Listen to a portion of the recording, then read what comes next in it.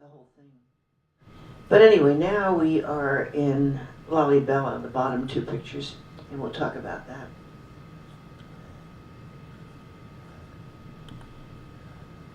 Some people talk about Lalibella as the next Machu Picchu as far as people going there to see unusual things. It's a town in the Amhara region of northern Ethiopia, known for its distinctive rock-cut churches dating from the 12th and 13th century. Really astonishing when you think about how that was possibly even done. And Coptic Christians go there on pilgrimages. Carved out of rock, the subterranean monoliths include the huge Bet Mahani Alam, and you'll see the interior of that and the whole thing of it. I have to say that's the only one I could get to because it was really hard going. The pathways to it are full of rocks and stones and climbing and everything else, and I almost didn't go.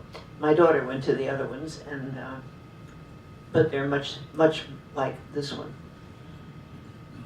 And then St. George, you'll see that too. What does That's Bete mean? the most beautiful one. What does Bete mean? Probably means church. I see. So many are joined by tunnels and trenches. I didn't see any of those. And some have carved bas-reliefs and colored frescoes inside, and you'll see some of that. Same. Lalibella has about 17,000 people.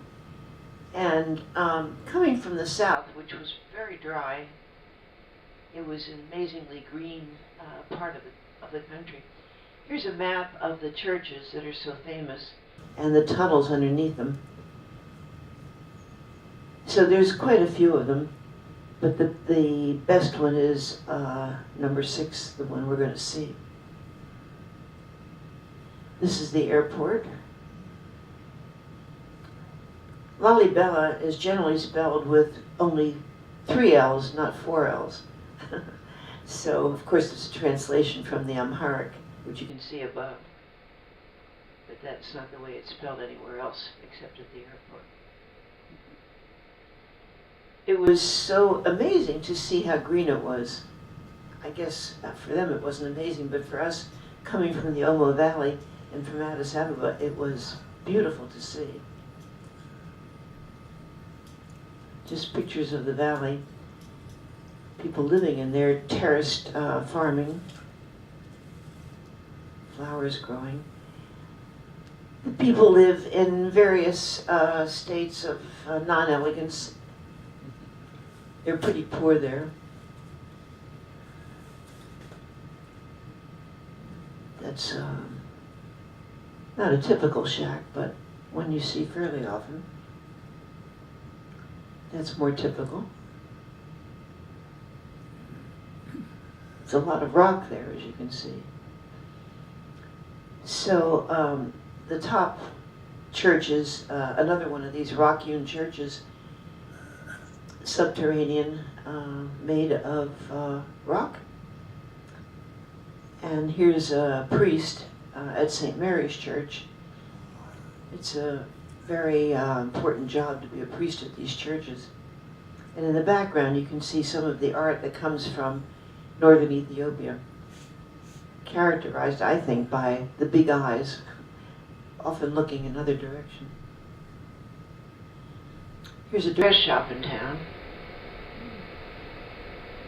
People there did not dress like they did in Addis Ababa with a lot of robes and scarves, nor did they not dress like they did in Omo Valley, where people wore almost nothing because it was so hot there. This is a woman wearing a Western outfit. This is some of the religious art that we saw around the city, and also we had a nice little hotel with a beautiful view overlooking the valley.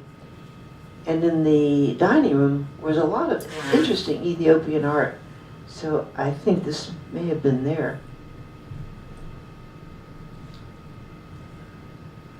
I thought it was very interesting, very different from the art that we saw anywhere else.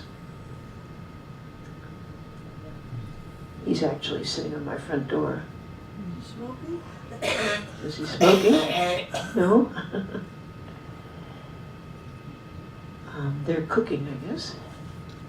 This is the view from our balcony. So as you can see, we saw the whole valley. It was quite beautiful, the sunset, the sunrise.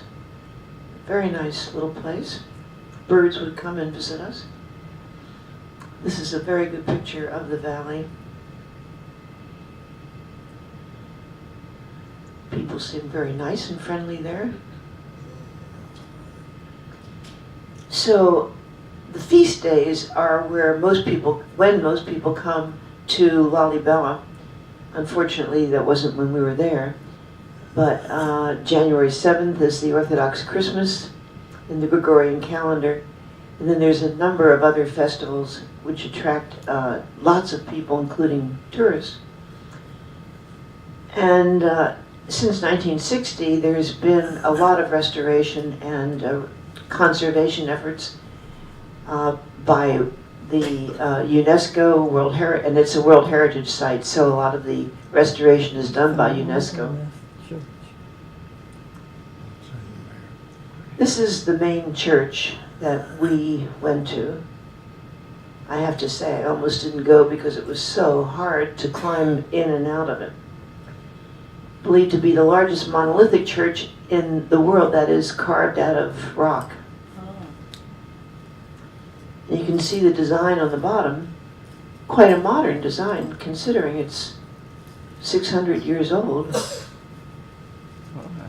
And huge, as you can see, compared to the man.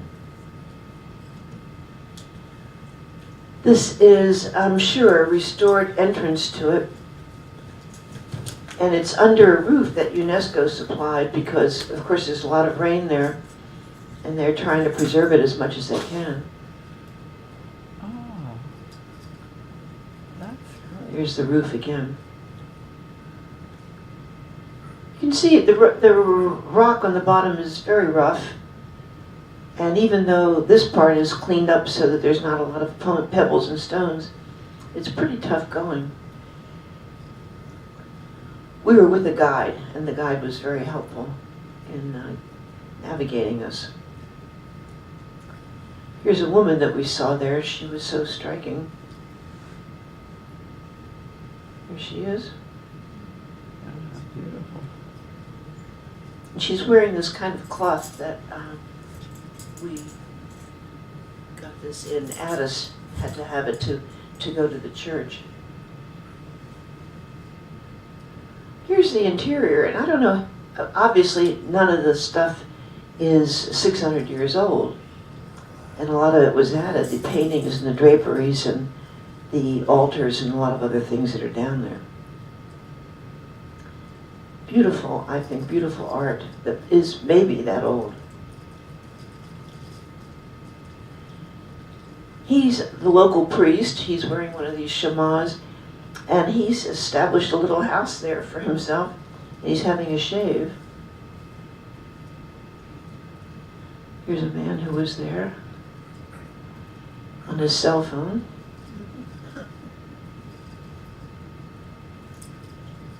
More of this really beautiful art. I think it's beautiful. It wasn't easy to take pictures down there because there's very little light, but you can see some of the carvings on the wall, paintings on the walls. Very unusual and very typical of Ethiopian art.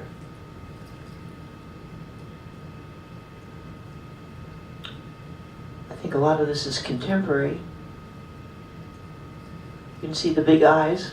Mm-hmm. You don't see that in other parts of Ethiopia, just the northern part. So our guide explained that these are a variety of crosses that are used in Ethiopia. On the left, of course, is the Nazi symbol, but has always been a traditional religious symbol in many parts of the world. And then these other crosses are also associated with Christendom. More paintings that are there. This is I think, a very charming painting that was in our hotel. Oh, yeah. It depicts, in a very neat way anyway, an Ethiopian village with those thatched huts. I don't think people are starving in Ethiopia anymore, but I think there's, it's not a high standard of living. But they may be self-sufficient as far as fruits and vegetables go. More in the church. A lot of people just sort of hanging around. I'm sure they have some function there.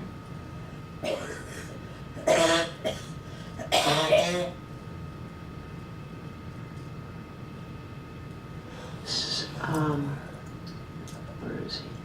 Did you go to any ceremony? No ceremonies, no. We just were there at one time for several hours in that church. But it would be spectacular, I think, to go on the festival days.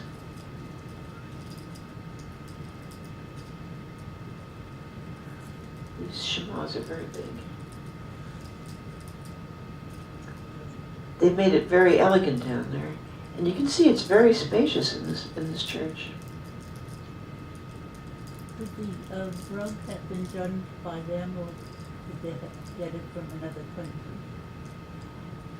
The decorations, do they come from another place? Yeah, the carpeting. Oh, everything comes from another place. I think in the 600 years that church has been extant, they've fixed it up. So there's carpets and altars and curtains and paintings and all that kind of Is thing. it all Ethiopian? It's all Ethiopian, yeah.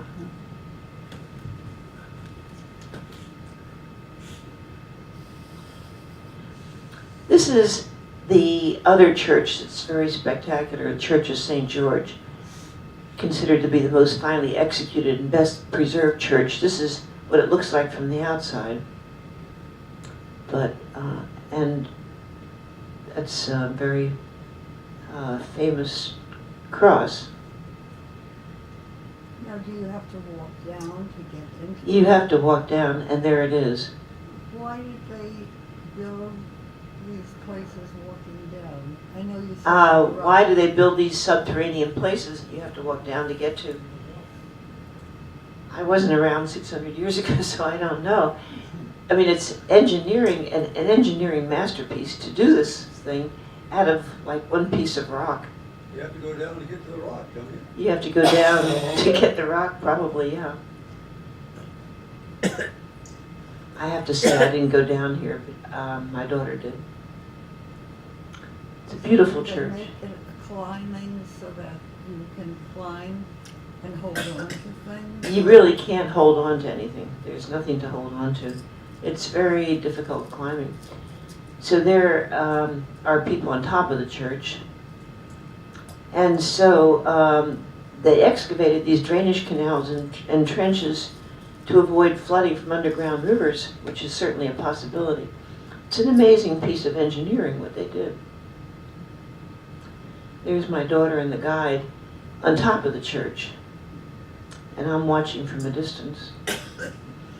So a significant engineering feat, yes, given that they are all associated with water, which fills the wells next to many of the churches, exploiting an artesian geological system that brings the water up to the top of the mountain ridge. Oh.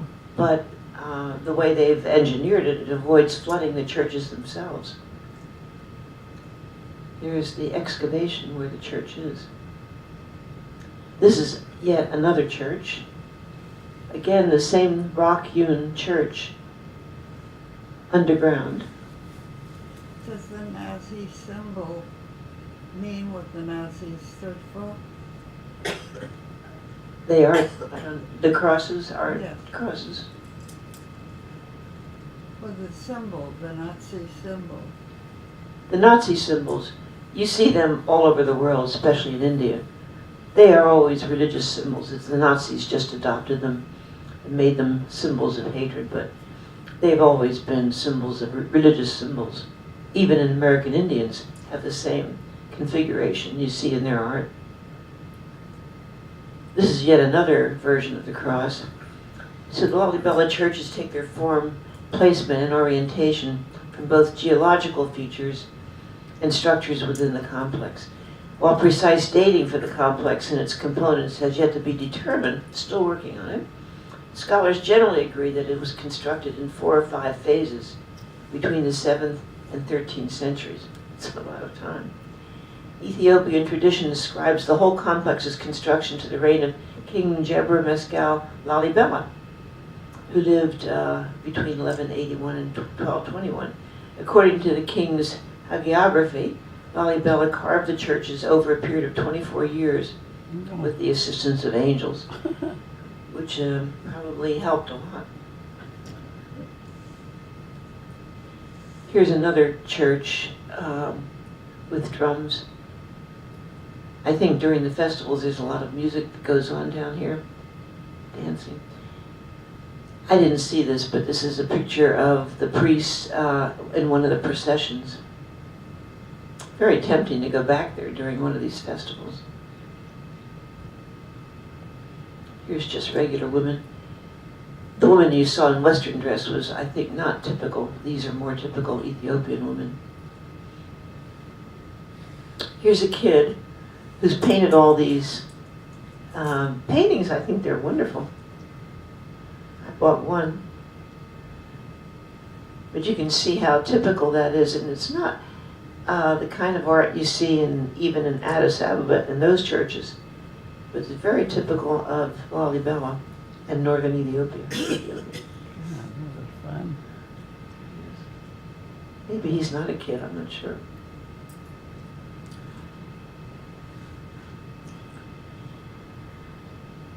This man was a very nice guide. He was college educated, spoke very good English, had a family, and I can't remember, he was trained to be something else, and jobs are not plentiful, especially, well, he's from Addis, but he became a guide, and he's very good. He was very considerate and pleasant and helpful.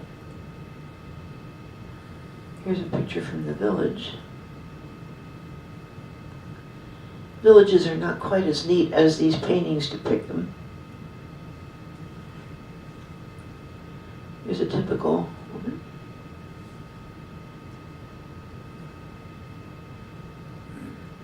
More paintings. So this is a relatively short segment because I got sick and we had to leave. We were supposed to go to further north, Axum, and we canceled that and went back to Ethiopia. Sort of an interesting story because I was concerned about getting pneumonia. I didn't want to do that. And I didn't know quite what to do, and I mentioned to my daughter that I had this insurance from, I think, United Airlines, called emergency assistance. And I found the card and called a number, and it was an American number. And they were very helpful, and they said they would get back to us. And almost a day passed before anybody got back to us. But the answer was that there was no facility that they had in Lalibella or anywhere close, that to use their facility, the closest one would be going back to Addis. So we canceled our trip to Axum and went back to this facility. Well, I'll tell you about it in a minute. Teff, I talked about teff before. Teff is what their bread injera is made out of, and it's very high protein, very nutritious grain. How many of you eat in an Ethiopian restaurant? A lot? No? So what you get is your vegetables and your meat, if you order meat, on like a pie plate, which is lined with injera, which is a spongy bread. Is not quite what it is, but that's what the purpose it serves. And then you pick up the food with your fingers, roll it up in the injera, and eat it. And there's plenty of injera left. I mean, extra injera that you can roll up your food with it. So it's made of teff, and it's this very interesting grain that I've seen now in health food stores. Very good thing to eat, really. Little bitter, little fermented taste. This is an injera basket where you lay your injera like a taco or something. This is in our hotel. And this is the view from our hotel room as the sun sets. So that's all I have of Lalibella. Oh, But as a consequence of going and coming, I spent a lot of time in the airports, the airport. And because Ethiopia is in Africa, you see a lot of interesting things. I love to be in airports in foreign countries, especially where people wear costumes.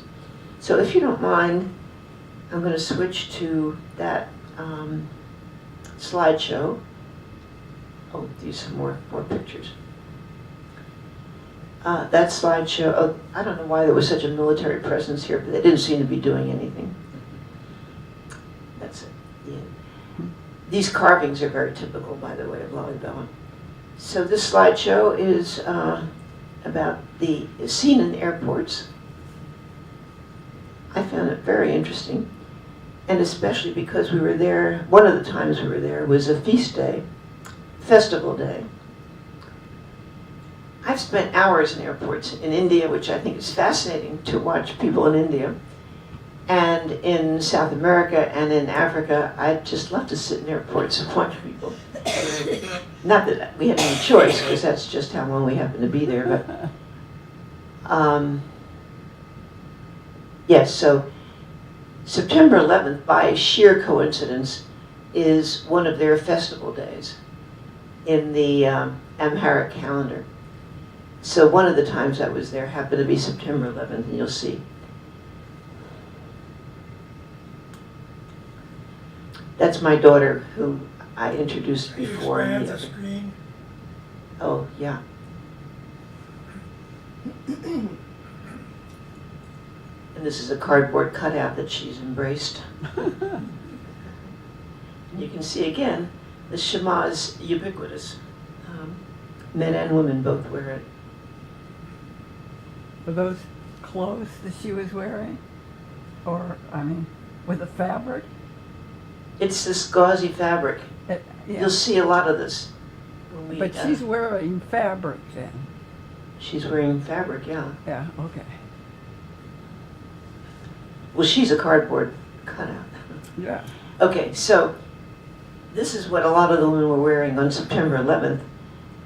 It was just by coincidence that we happened. I think I just was me by that time, which my daughter had gone off somewhere to Brazil, actually. And I was there, and the flight was delayed or something.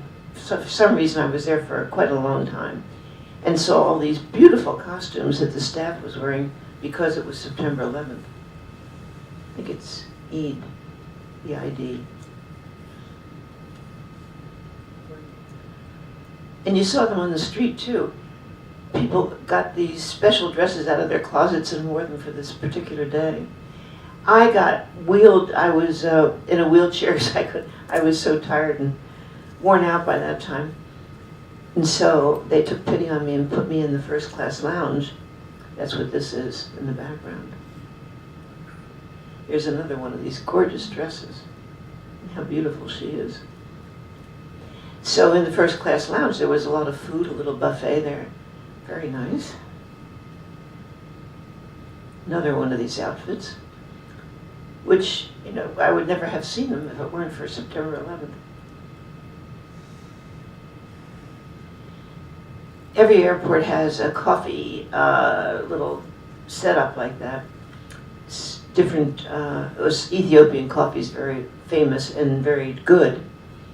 And she serves little cups of it. So here are some of the African women that you see sitting around. I love looking at their costumes. This is a painting that was in the lounge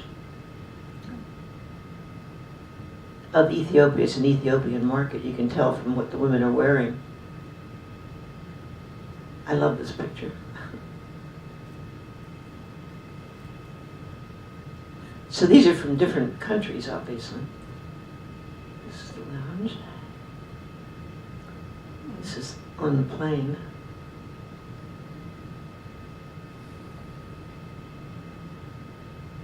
I can't remember, the flight was delayed or something, but there were a lot of people there, have been there for a long time. Her outfit I thought was spectacular. I have no idea where she's from. Beautiful. This is this flight attendant. Not everybody's dressed like that. Here's 3 women, all wearing different things. I don't know whether they're from Nigeria or Uganda, I really don't know. Here looks like an African prince. This is, I think, a Japanese girl who was having so much fun with her iPhone. She was sitting there for hours just giggling away with her iPhone. That's an amazing thing. I don't know where she was from either. She's Ethiopian,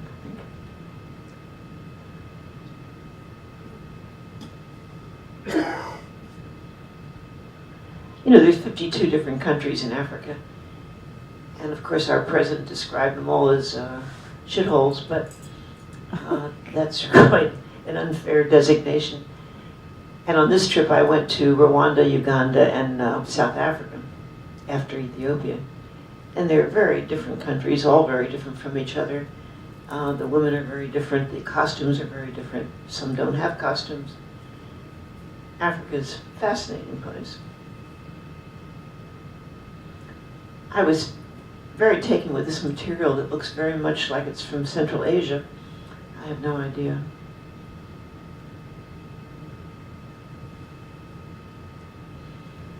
So they have a Sheba Club. You remember that Ethiopia, something to do with King Solomon, who married Queen Sheba, and makes the Ethiopians have some connection, biblical connection, with the Jews, I guess. So their frequent flyer club is called Sheba Miles. He looked, I don't know where he was from, but not from Ethiopia.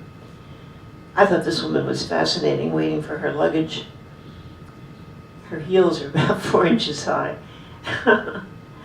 And she looks nothing like a traditional Ethiopian woman. Whether she is or not, I don't know. These women were actually in our hotel, and I can't remember where they were from, but they had just come from Hajj in Mecca. I didn't know where they were from.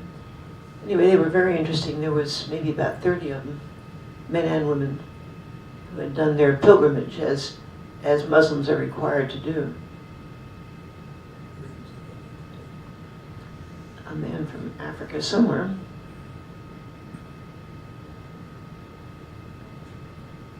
And these are people boarding the plane. Obviously, Westerners or Westernized people. And that's it. So, short presentation today. Happy to discuss Ethiopia or anything else with you. That's the end. Will you be able to play any of those